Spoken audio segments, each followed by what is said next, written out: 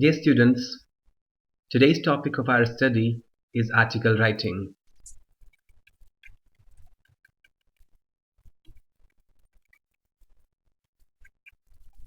Article writing is something that upsets the minds of the most of the students. They're afraid of it for the simple reason they don't know what it is. They don't know how to write it. They have no idea of it. They just know that articles are written either for magazines or for newspapers. But how to really write them is what upsets their minds. So today I'm going to help you with article writing. Before I tell you the essentials of a good article, let me tell you the definition of article, what an article really is, and then I'll proceed to tell you what an article is all about, what an article is meant for, why should we write articles, why are the students required to write the article. Well, you have to write the articles, or you have to learn to write articles because it develops your writing skills. It develops your mental faculties. It makes you think. It makes you work. It makes you research. That's why you are asked to write articles. And then by this, your efficiency of the English language is ascertained. How good you are at English. So there are two aspects of article writing. One is that of ideas. You have to put the right ideas in that. Your thought process has to be appropriate and relevant. And the other aspect of article writing is the language, the art of article writing. What language you should use, what words you should use, all that. So I begin with the definition of article. The dictionary definition of an article is it is a written composition. It is a written composition. It is non-fiction. That is, it has to be factual. It has to deal with some issue. You write it on a specific topic. It deals with a specific topic,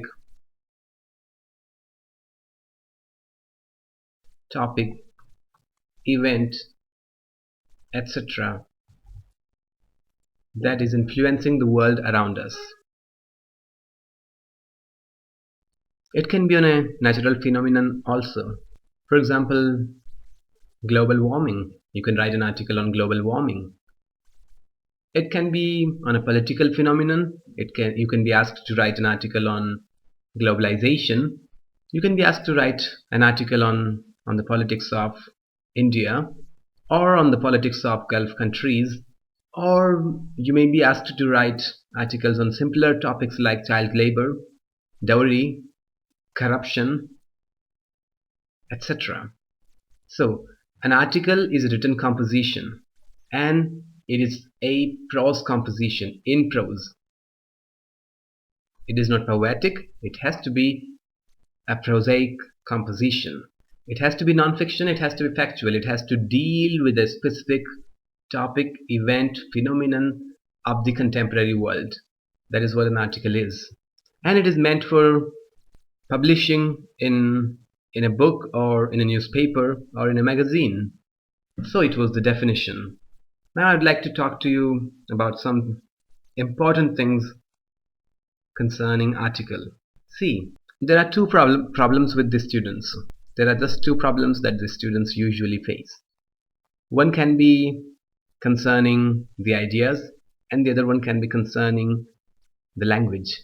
If you have the ideas, the language is the medium. You need to clothe the ideas in the language. Unless you have a good command of the language, if your vocab is not good, you'll not be able to write a very good article. Without good vocabulary, you cannot express your ideas. If you can't make good sentences, students, you'll not be able to write a good article. In the article, you have to use formal language, means you have to have a formal vocabulary. Your structures should be sound, because articles are meant for the intellectuals. They read them mostly. I mean, laymen also read them, but mostly the intellectuals read them, and there has to be a lot of depth in the article. So if you don't have any idea what child labor is, or what is going on in our country, how the children are suffering under the curse of child labor, how would you be able to write? Unless you know Indian politics, how do you write an article on Indian politics? So you need to have a good have good general knowledge. You need to have the command of the language, one thing. Second thing, you need to have ideas. You need to have general knowledge. You need to have the information. Both are equally imperative. Both are equally essential, because if you don't have the language, you can't put the ideas into language. You can't really express the ideas. And if you have the ideas but don't have the language, how will you express them? But if you have the language but don't have the ideas, how will you? What shall you do with the language? So these are the two aspects you need to be careful about. So before you write, before you even think about writing an article, you need to collect all the information concerning that particular topic. By all I mean a lot of information. There's no end to information. There's no end to knowledge. I mean to say, you need to be updated. So the point I want to make is, you need to know your topic or your subject thoroughly.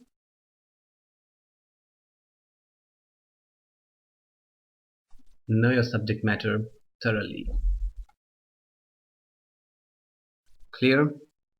You need to have all the ideas in your mind. See, nothing comes into existence without first conceiving it in your mind. First the mother conceives the child and then gives birth to it. In the same way, unless you conceive the ideas in your mind, you cannot give birth to an article. You got to have ideas, man. You need to use your head. You need to study. And once you have all the required information, then you can set your pen to paper to write an article. Got this? Collect the information. For example, if I ask you to write an article on child labor, find data about child labor in India.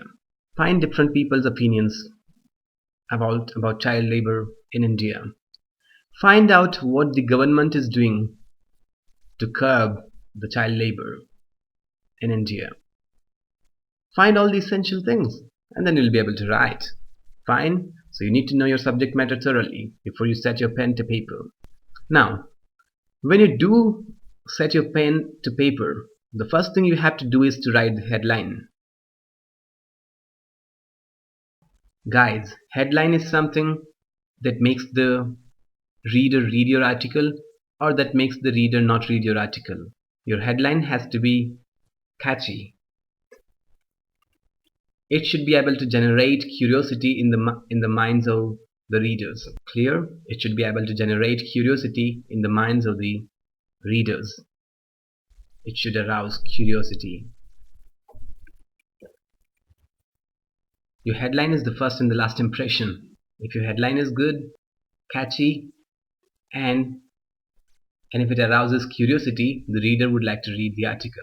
So always take care to make it should have some solid thing. So it should be solid. It should have some substance inside it. Now the next thing I want to talk to you about is the body of the article. Body of the article. Use the same oldie but the goodie. Use the same old but the good method of writing an article. The body of the article should have an introduction, and then main body, and then the conclusion. It should have an introduction. Your first few lines are gonna make the impact.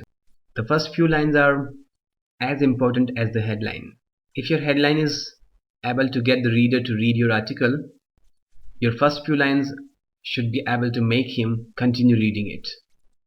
Unless the few lines are striking, unless they are thought-provoking, unless there is some stuff inside them, the reader will not read your article.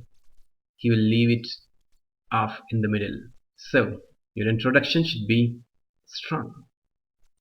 Clear the first few lines. Then the main body. Main body can have 3 paragraphs, and here has to be the main things. Clear? Here have to be the main things. Then there should be the conclusion. Summarize all the points in the conclusion towards the end. Make a judgment of the thing. Evaluate things. Make an assessment. Give a final verdict of something. On something, I mean to say. So, your introduction should be as catchy as the headline. Clear. Main body should have the main things. And then conclusion. Should summarize things. Should give a judgment. Should give a verdict. Got this, guys? Yes, the next thing is your article should be able to answer the 5 questions of a very inquisitive person. Answer the following 5 questions in your article.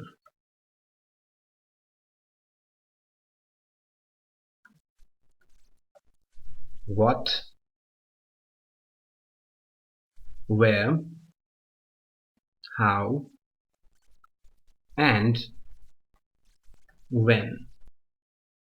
So, who is the article about? What is it about? Where is it about? How these things happened? How your suggestions will work out? When it did happen? You have to answer all the 5 questions: who, what, where, how, and when. So, that's it for now. I'll tell you more about this and about other things in the next part. Thank you very much.